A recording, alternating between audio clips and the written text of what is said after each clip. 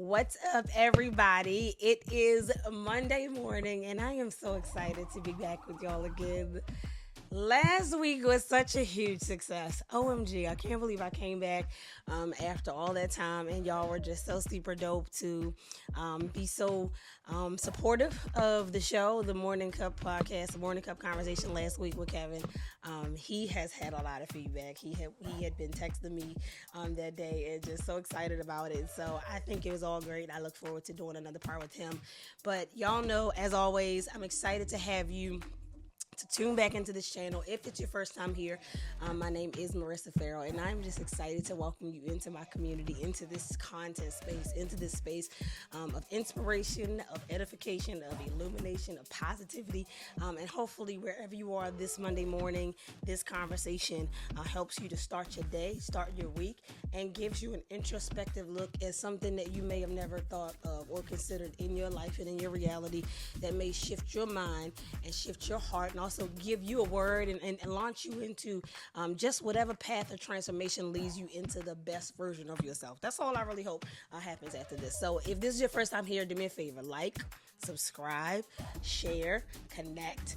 If you're not just on here, YouTube, go to Instagram and you can connect with me there at Marissa Farrow, or you can text me and be a part of my community by texting 443-232-9600, and there you'll receive all things Marissa Farrow. I'm your texting BFF. So I'm excited because once again, I have been privileged to make great relationships and great connections and meet great people and have the opportunity to spend valuable time having conversation with them. And I believe that some of those individuals have wisdom that I want to bring to this space so that I can offer the people who are closest to me an insight, not just into my personality through my connection with my friends, but also into the wisdom that I believe they bring to the table. And so today, we have with us one who he is a friend of mine. The way that we met was so surprising. We'll figure out how we're going to tell that story. But I have learned to love this gentleman truly, and to have a very platonic friendship with him in ministry, outside of ministry, and just really find a true friend within my generation. He is a preacher. He's a thought leader. He is a future theologian. He is a seminarian. He is a student at the Samuel DeWitt Proctor School of Theology at Virginia Union University. He is a Florida boy, but he is now stationed temporarily here in Baltimore City. Welcome to this platform, my friend. I call him a little Mixie, Isaiah Mixon. The people are applauding right now. And no, he is not related to the football player Joe Mixon. Are you related to him? He actually is. He is related. Actually, he is like a distant cousin to Joe Mixon. And so, hey, it's all, listen, that's so dope. I think I asked you that. But welcome. Thank you. To the space. Glad to be first, here. Giving honor to God. How are you? I'm doing well. Wonderful. How Glad. you doing? I'm here by the help of the Lord. And it's a Monday morning, and somebody else's testimony is that they are here by the help of the Lord. Because, this life, is ghetto every day. Yeah. And the weekend seem to be working overtime. Definitely, for sure. The weekend is always working overtime on ghetto. Maybe somebody who's driving in their car can say, bro, my weekend was completely ghetto this weekend. Did you have a ghetto weekend? It was ghetto adjacent. It was okay. It was ghetto adjacent for sure. Right, but did it end in worship? For sure. Awesome. Who preached 100%. On Sunday? Bell did. Bishop Bell did. Wait a minute. I saw a video of him directing the choir. And he directed the choir. What? In Ugly's Christmas sweater. And we had our ugly Christmas sweater contest. Excuse me? Yeah. So it's been great. It's been a great journey moving up here, and I have a small circle here, which is all I need. But I will say I am grateful that you are a part of that circle. For sure. Oh, well, look at that, y'all. Sure. You're being kind this morning. I'm being nice today. You're being nice today? That's because you don't want me to out you to the people in the room. It's like, no. That I'm really a Grinch. He's really the Grinch. The Grinch that stole my Christmas. Like, let me stop. The people are Oh man, you weren't ready for me. I'm telling you, he was not ready for me to come this way today, but I'm coming. It's like, nah. How did you end up in Baltimore anyway? What led you to Baltimore? honestly, I'm gonna leave you alone because you read. It's like, nah, it's it sounds crazy, but not to people like us. But the Lord told me it was time for me to pick up and move. Oh, you felt like Abram? Yeah, it was time for me to go. Where I came from is the greatest place for me to have learned. I learned from, to me, the greatest to do it. He's been doing it since the 80s. For those that I know, there's many that are not familiar with me. As she said, my name is Isaiah Mixon. My dad is Todd Hall. He's not just my spiritual father. He's the man who raised me. He's the man who raised me. Lived in his house since I've been a kid, and still there. Went for Thanksgiving, stayed in the house. That's my daddy, man. That's always my man. good 100 to have grand. a room, right? Oh, always good. Yeah, to have a room. And with everything that he taught me, he's taught me so much. Yeah. We could go into it, but he's taught me so much. But it was something that God was impressing upon me that I had. He needed to plant me. There were some things that he needed to do in me. Todd Hall did a great job and continues to do a great job. I love that. But there's a season that God was telling me it needs to be me and you, like it was for him, where it was just me and him. Wow. And I came up here, and it's so crazy. And people are weird. We're going to get into the weirdness of people too, I'm sure, with this conversation, because people thought we just split up. Or like the people that do know me, know the connection. They thought I just totally left my dad, we just split up. We're on the outs. Like, pause for the cause. Why do everybody gotta assume it's something negative? Something negative. Like, I talk to him. Text him more than I do anybody in my family. But the odd thing about it is, the further away I got, the closer we got. Not that we were drifting apart at all. We're very close. But now being up here, God allowed me to walk some similar paths that he did, because he used to be here in Baltimore in the 90s, doing revivals back when people were still doing 30-day revivals and stuff like that. So, God has allowed me to walk a similar path like him, and it's drawn us even closer together. So, but I'm here, and I'm glad to be here, and we trying to make something work out here. That's awesome. I thank God though that even listening to you, I don't want to ever feel like you have to come to the defense of how it looks, right? Because the one thing that I've learned is what is understood does not need to be explained. Absolutely. And let me tell you, I remember there was a season of my life, and I thank God, and I tell this testimony boldly. There was a season of my life where, my pastor, and when I left my father, my birth father, to go to Greater Allen, that was a difficult decision. It wasn't like easy leaving your father's house, right? Sure. So to be able to come from Florida to Baltimore and even make that decision, like, stop defending yourself at this point. Like, I ain't saying that.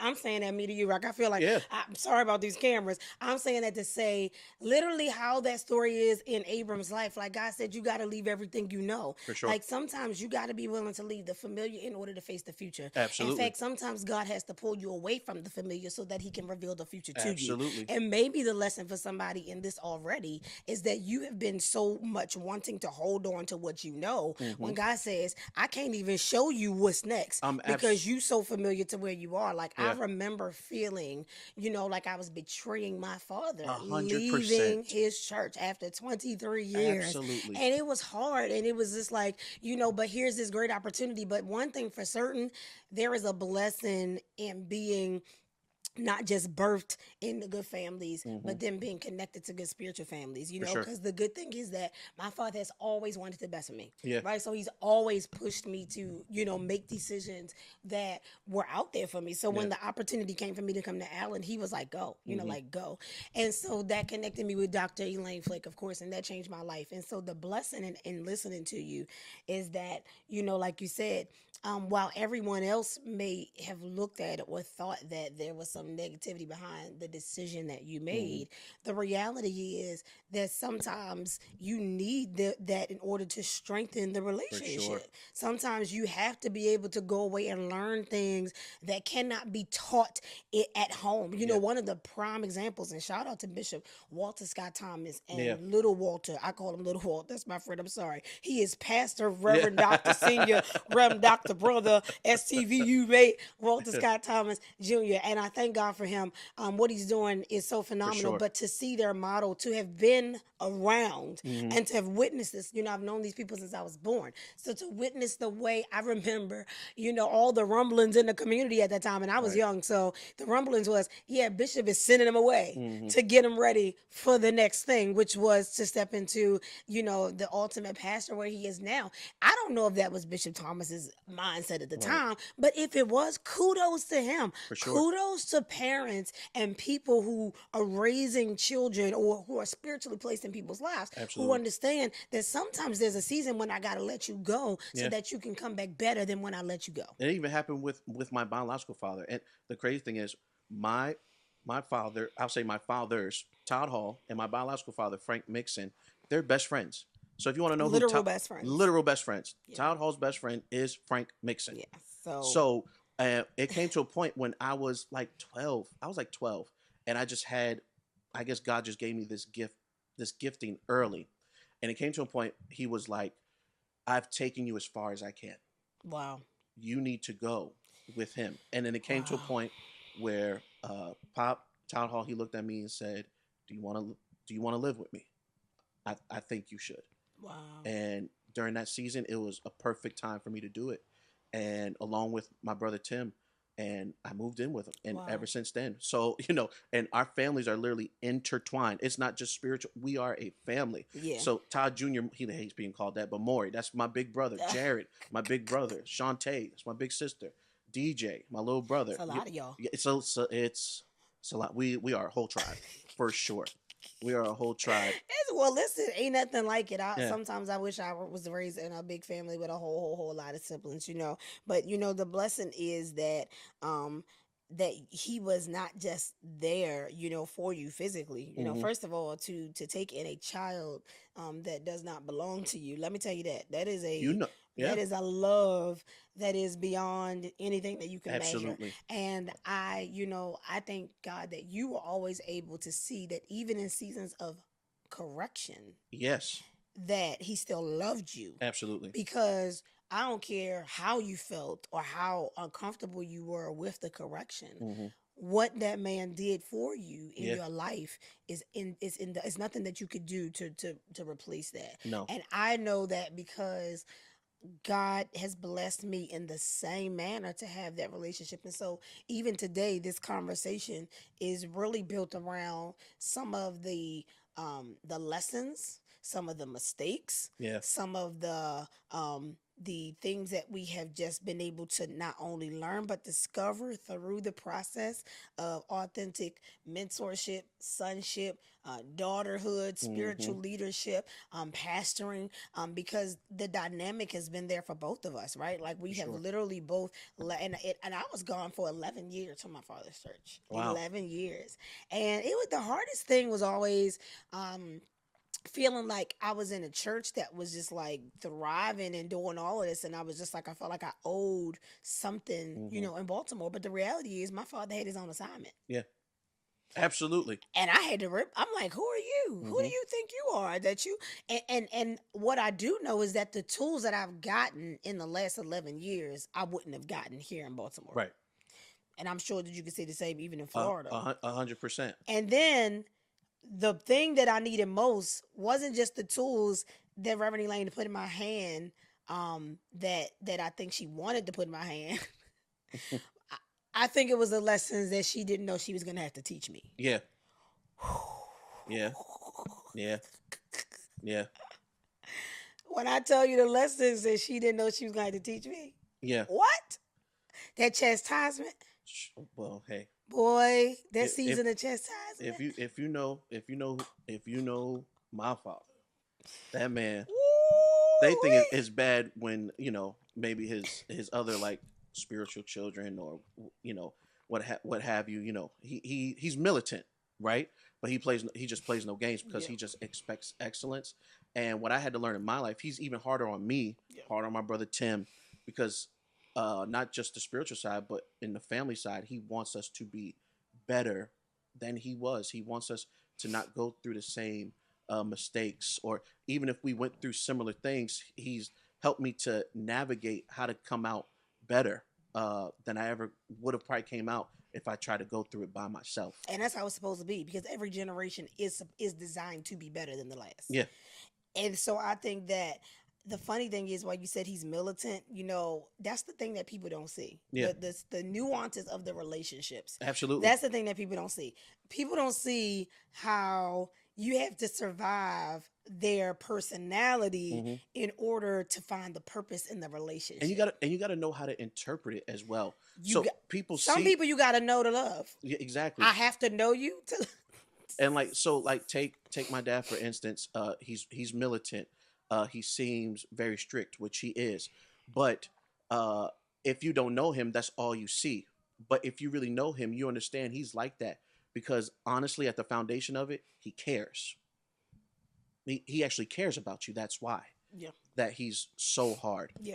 It's surrounded in his care and his love. Yeah. He loves hard. Yeah. And I think in the same regard, while you have somebody who is like that, and his style of parenting is definitely based on his upbringing. Sure. The one thing that I know about my pastor is she was an only child, right? Okay. And my pastor could have what I think easily could be described as a more introverted personality. And so the funny thing is about what I like to consider the dynamic duo of Floyd and Elaine Flake, to me, I told them they were just like the perfect misfit puzzle that fit together like perfectly. Yeah. Because I think that while they were both brains, it's so funny the way that she would have an idea about something, and then he would just take the idea and make it on everything you see 48 years later, right? And I'm saying that to say, not that he wasn't involved in any of the planning, obviously, but I'm saying that to say it was so interesting because people would describe them sometimes as light and day. A lot of people would think that for a long time that Pastor Floyd was just such the personal person, and he was always out. He would always be seen with everybody. He would always be smiling, which is absolutely true. And people would find it a little more intimidating to talk to Reverend Lane. They would find or feel like she was a little more unapproachable, or whatever the case may be. And a lot of people, and I think that even now, and eventually she's going to come on the Morning Cup podcast and we're going to talk about it. I think even now she would probably admit, a lot of people would say around the church oh, Reverend Lane is so changed since you've been around. And I was like, that's because I'm crazy. Reverend Elaine thinks I am so funny. And I just think it has been the premise of our relationship. It is the best part of us. Because when I tell you, I can say anything to that lady, and I'm not talking about anything profane or disrespectful, but I'm talking about whatever I'm thinking at the time, I'm going to say it. One of the little things that I used to say all the time, I remember the very, very first time she said something to me. She said something wild. And I was like, you know what? You are fired. Please go to your room.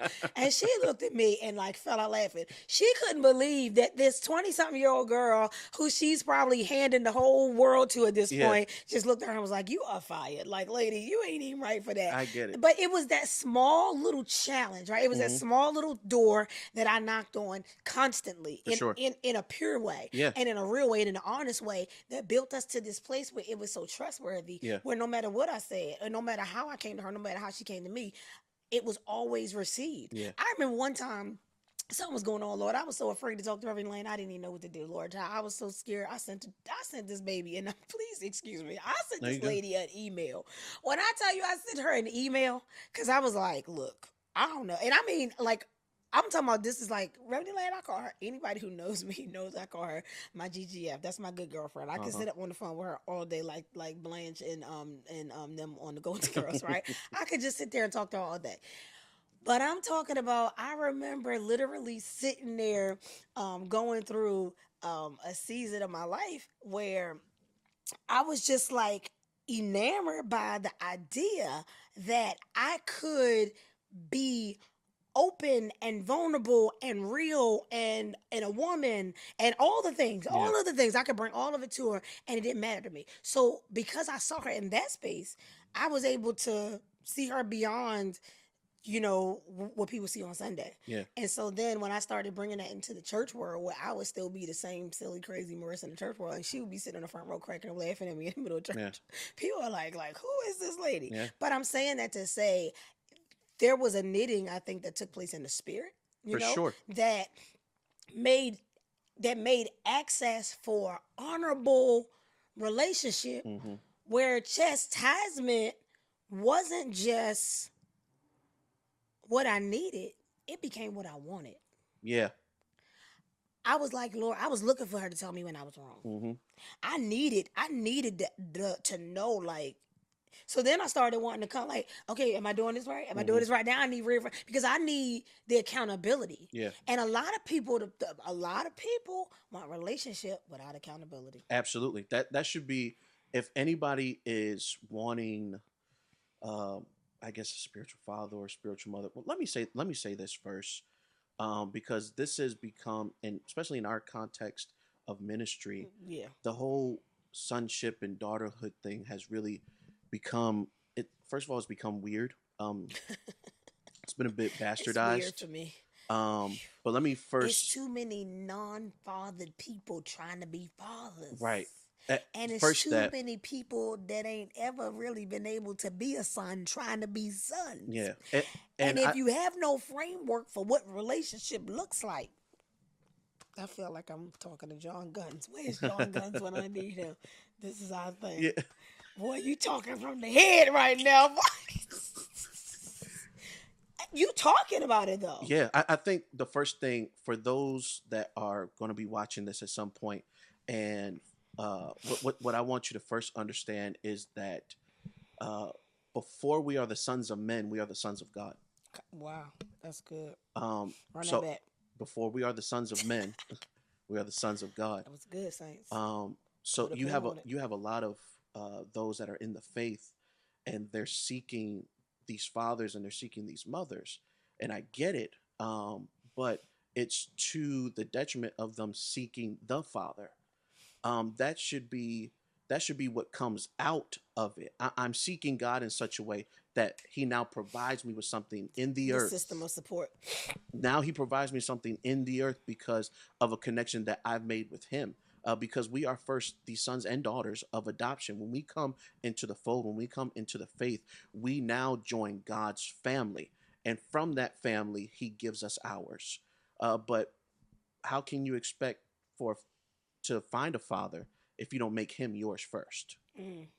So that's the first thing. That's another thing. And the funny thing is, in seminary, as we start talking about inclusive and exclusive languages in the pulpit, and being able to be sure that we understand that God is spirit and God is not gender, right? So we understand this very avidly in the classroom, right? And so much so that it's beginning to translate not just in my preaching, but it's translated in my prayers. It's very rare that I use the word father in my prayer, not because God is not father, or not because the Bible does not describe him as Abba, which is father. However, when we start talking about the seminary and being thought leaders, getting in front of the issues that exist in the church, one of the things that one of my teachers raised to me that I never considered is that a lot of people in church cringe at the idea of father because they have had such negative relationships with theirs. Absolutely. So because they've never been fathered, the idea that this spirit is father, they don't even know what to do with God. Right. They don't know what to do with God.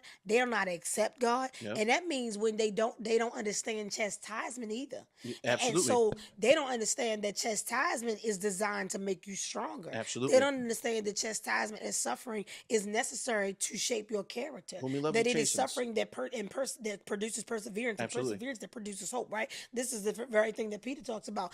And they don't understand that because they have never been in relationships where they've had to be accountable to restoration. Absolutely. Meaning no matter what I feel, no matter what you've done, and no matter how bad this argument got, at the end of the day, I got to come back and realize that we are in a relationship that is more covenant and more written in the heavens than it is in the superficial. And I'm not offended after it. A lot of people don't know how to discuss or debate without offense. Absolutely. because we always we lead with our feelings, right? We hear with our feelings, and that gets in the way of that tandem between son and father, or daughter and mother, or son and mother. Because as much as Todd Hall is my father, my spiritual mother is Sonia Mixon, and that woman is she can absolutely take responsibility for me, absolutely. So it's also, I've been privileged. I was just talking about this at Thanksgiving. Actually, my dad brought it up because he said he was talking about me and my brother being in his, growing up in his house, being raised in his house. And he said, I didn't spoil y'all, but y'all did grow up privileged. And I had to think about it, because at first I wanted to be like, nah. But I had to be honest, it was absolutely a privilege. And it's still a privilege, because I understand now that, of course, he wants me to be better than him. He wants me to expand in ways maybe that he's never expanded. But as much as that is true, and as much as I'm going to strive to do that, no matter what, I'll never be higher than him. I'll never be higher than him. I'll never be higher than him. I think one of the best, shout out to one of our brothers that I've seen this as a real life example, is Bishop Brandon Jacobs.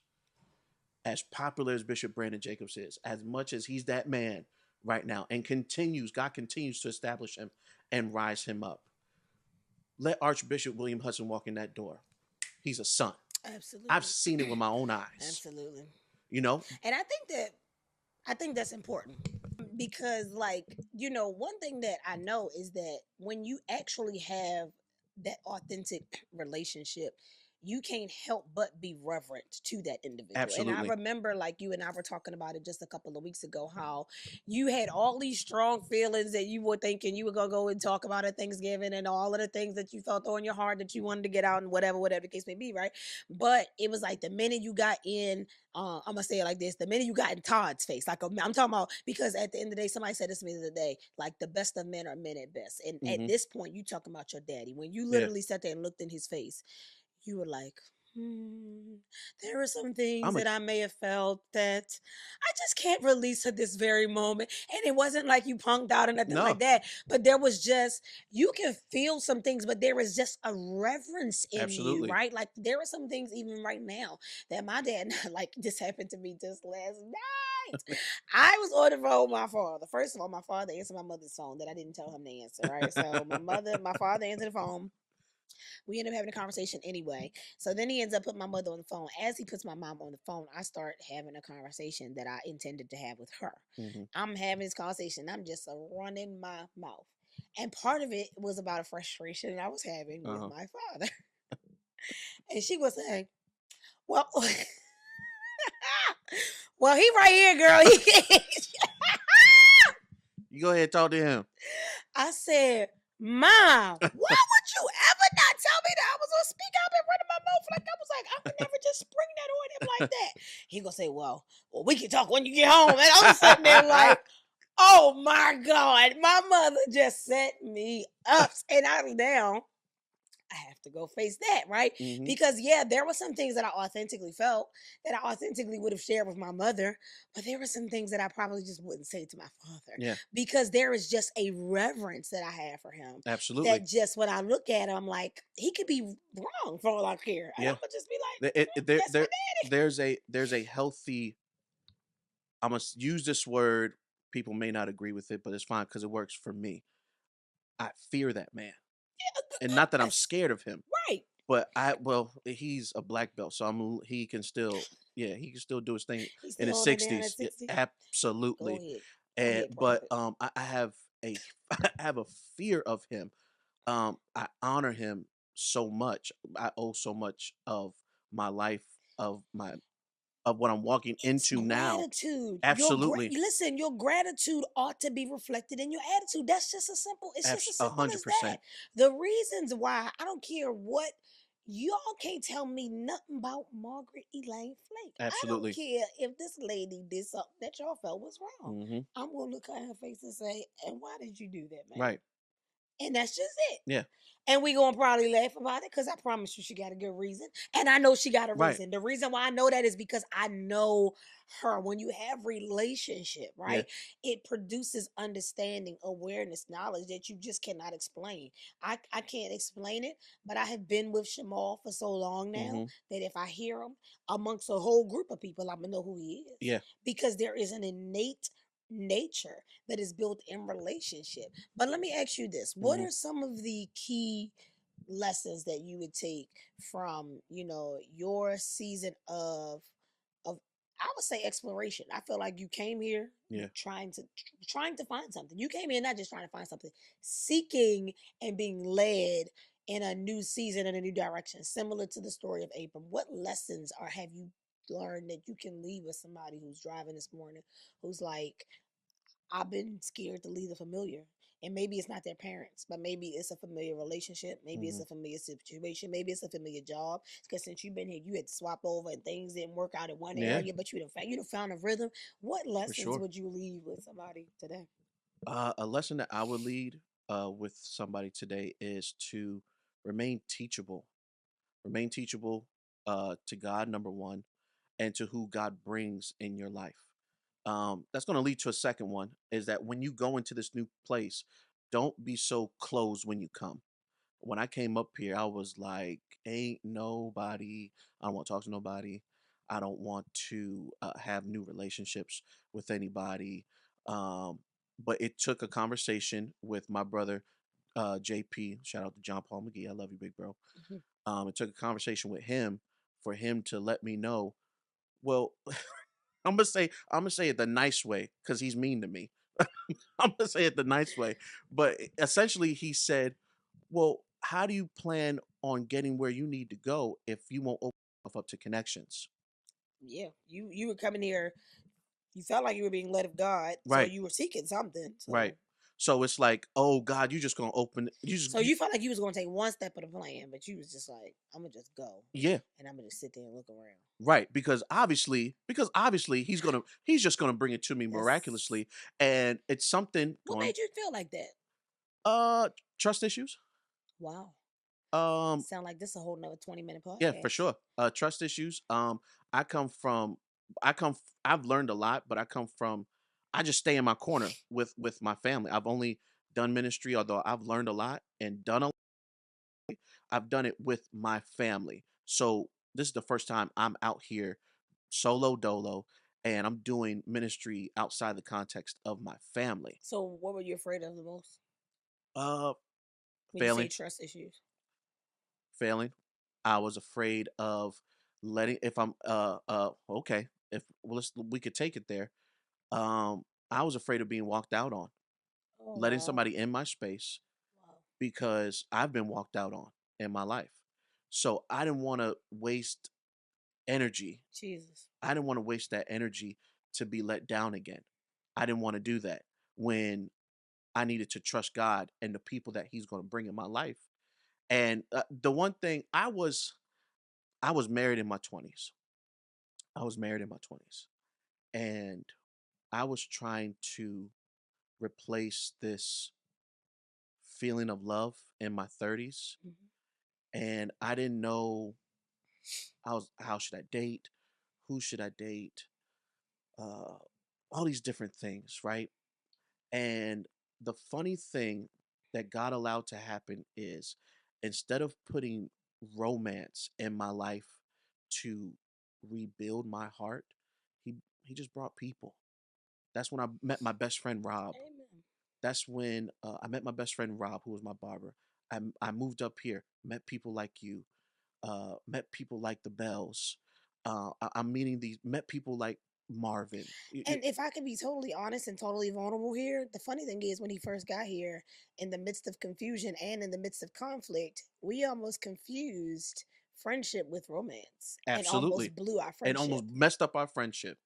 But today, Yeah, I think that's more valuable because I've learned who you are. yeah, I've learned some of the things that you had gone through, and for sure.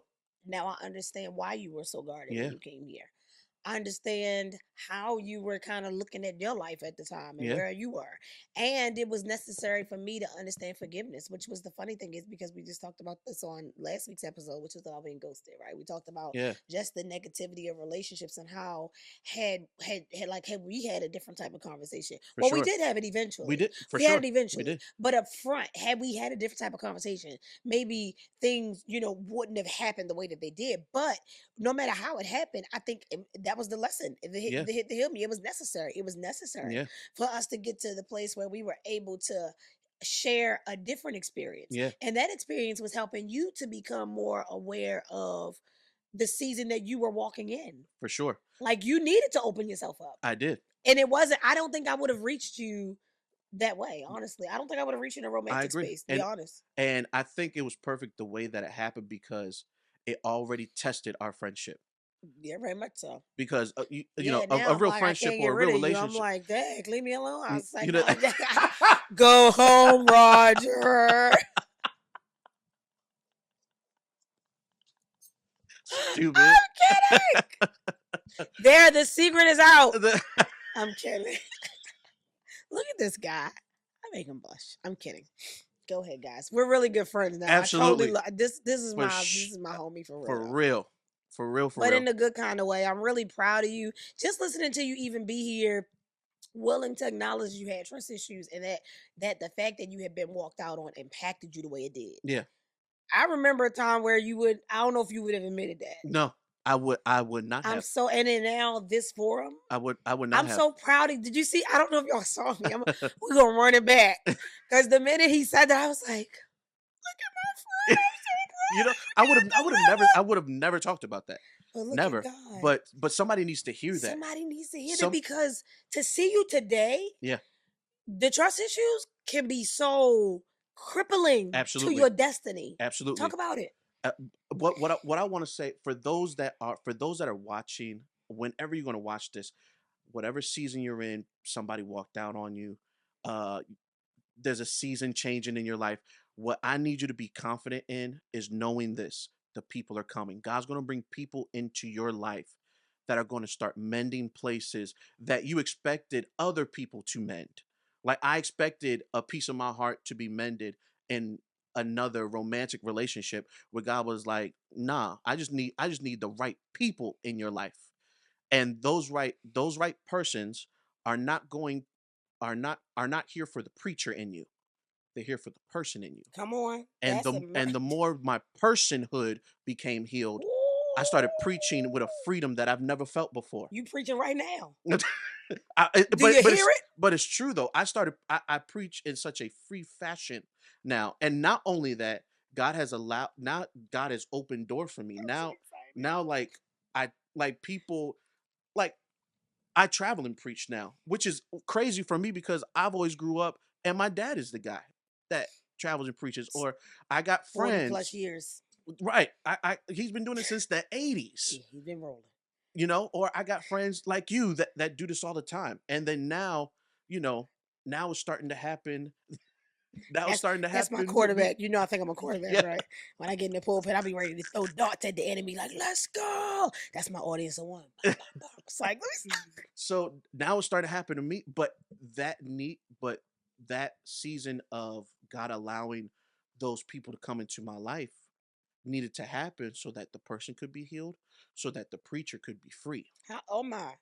He's talking. And I thought, and honestly, going back to why I moved up here, when God told me to move, when the Lord led me to move up here, I thought it was all right. Now you're gonna establish me as a preacher. I'm not just gonna be known as Todd Hall's son. But I'm gonna be able to stand on my own 2 feet right then and there. I'm gonna come out the gate swinging. Yeah. And God was like, "No, we still got some work on the person." Yeah. And then once we do that, now the preaching you're not even gonna recognize. And this is people now that have heard me preach in my 20s. Now that I'm in my 30s, I'm in my mid 30s. We getting old in my mid 30s. Now people are like, that have seen me preach so far, they see a different preacher. They see a different person. That's awesome because you are preaching from your experience And that experience is the pressing that Absolutely. produces the oil.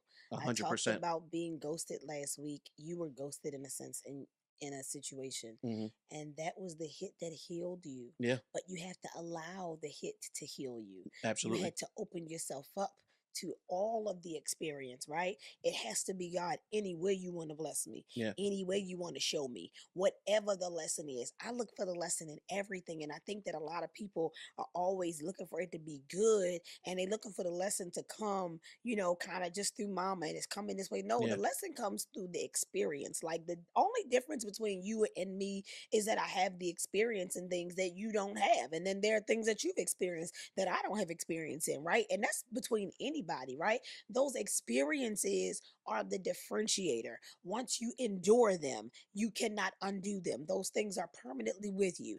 And that's what the children of Israel were kind of dealing with when they were dealing with the 12 memorial stones, right? When they went to go get the stones and set the stones as a sign of remembrance, right? That God did exactly what he said he was going to do. You need the experiences out of the middle of the situation. You can't get it from mama. You can't get it from daddy. God has a way that you can't go over. Absolutely. God's got a way that you can't go under. God's got a way that you can't go around in. You got to come in at the door. There is because here's Reverend Elaine preached about this yesterday. Hallelujah to God. She preached there is a blessing in knowing him for yourself. Absolutely. God has to expose you to who he is. And sometimes he has to break you in certain places so that you start coming to him to allow him to become who he wants to expose himself as. He says, I am that I am. So maybe in one season he wants to expose himself to you as a healer, but in another season he wants to expose himself to you as a father. 100%. Maybe in one season he wants to show himself to you as a restorer, but in another season he wants to show you himself as a way maker. But you got to be willing to be open to all the experience. And what does that mean, to be open to all the experience? That means to understand that the sufferings of this present time are not worthy. That means everything that I'm going through right now that is attempting to pull me away from the truth of who God is in my life and what he desires for me, everything that is contrary, everything that's trying to fight me, everything that is attempting to hold me back from that purpose is all a part of the plan of God to push me closer to my destiny. So I got to learn how to endure, for I reckon. Come on, that's literally what was on my mind. And what's crazy about that in that scripture when he says for I reckon in the Greek it's the word logazomai. Talk about it. And logazomai, he's not logazomai. He's not just saying, Paul's not just saying so I think. He's not just saying so I thought about it. It's logazomai is actually an accounting term. It means I added it up. I counted the cost. I have done the research. It literally means to balance the books. I know how it's going to end. Here's why: because I have already designated your ending from your beginning. The steps of a good man. Ordered.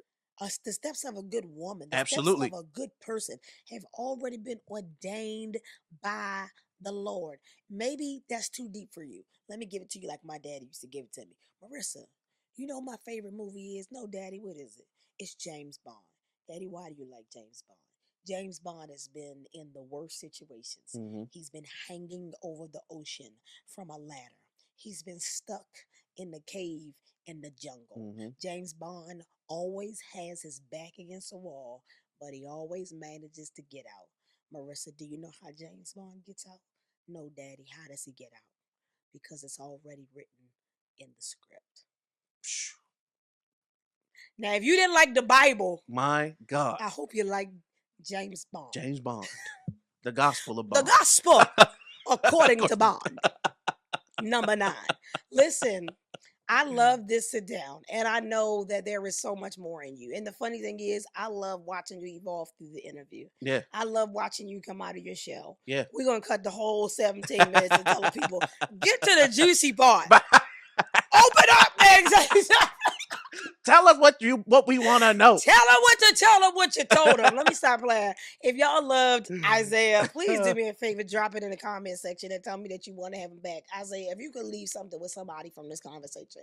We've talked about a lot. We talked about being broken. We talked about being chastised. We talked about being accountable. We talked about relationship. What would you leave on this Monday morning as a morning cup for somebody who needs some inspiration today and this week? The last thing that we talked about, for I reckon, I want to tell somebody that it's going to add up. It's going to add up. It's going to add up. Sometimes the math equation takes longer because you have to show the work. Show the Ooh, you gotta show the work, show the work, show the work, show the work, show the work, show the work. Oh my God! Let me stop. but really, real quick story. I'm always been a English and history guy. Math wasn't always my big subject, but I did pretty well at it. And one time I was in my math class, and my math teacher at the time was Mr. Gallup, and Mr. Gallup. I was doing my equations, and I did my in class work. Gave it to him. That I gave him the paper. He gives me the paper back. He says, unless you want an F, take this paper back. I'm like, but the answers are correct. I checked it myself. I said, the answers are correct. He said, I know the answers are correct. He said, the problem is you didn't show your work. I need you to, you know, we're telling you right now, and you feel it that you're going to make it. But the middle part, this journey that you're on, you just got to show your work. Show your work. No matter how long it takes. Some people are going to finish before you, and that's okay. Continue doing your work. Don't look to the left. Don't look to the right. Don't cheat. Don't look on somebody else's paper expecting it to be your story. Do your work. And when you turn it in, you're going to get that A. Ha! The old folks used to say, payday. It's coming after a while. Yeah, my God, don't you start. See, because the people, let me tell you what I really think the problem is. The people ain't really living to live again. Now that's a whole nother. The people living for this down here.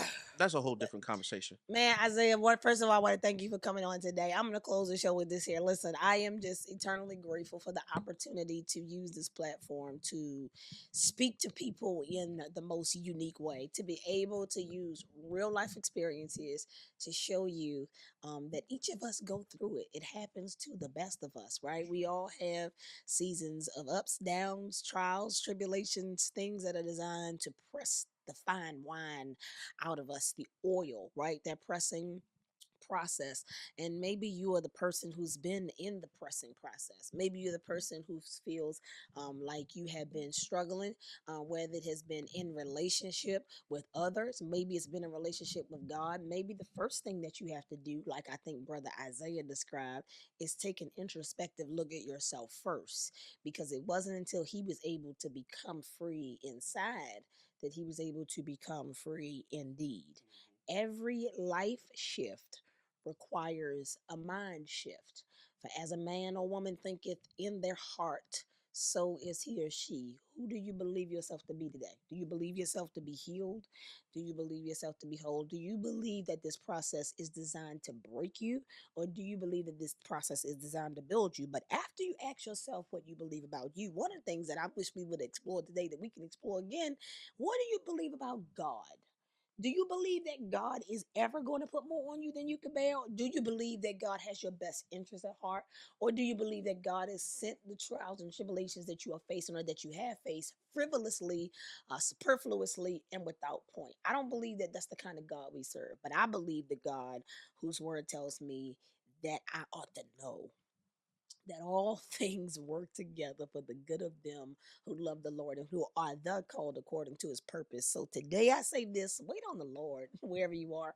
Be of good courage. He will strengthen your heart. Don't be afraid to leave the familiar to face the future. And whatever you do this week, try something new. Do something new. When's the last time you did something for the first time? Can I pray for you today? Father, in the name of Jesus, I thank you for the power of your word and your presence today. I thank you just for this moment, this opportunity opportunity, this conversation, this platform that you've given me. I thank you for my friend that you've allowed to even come into this space and share his testimony. Thank you for the breaking that made him. Thank you for the breaking that blossomed him. God, thank you for the breaking that is blossoming my brother or sister who is watching this message right now. I pray that you would cause whatever they have faced and whatever they are facing right now to prove itself to have been for their good, because we know, God, that you don't make any mistakes and that nothing catches you by surprise. So, God, today I ask one thing, that you would have your way in our lives.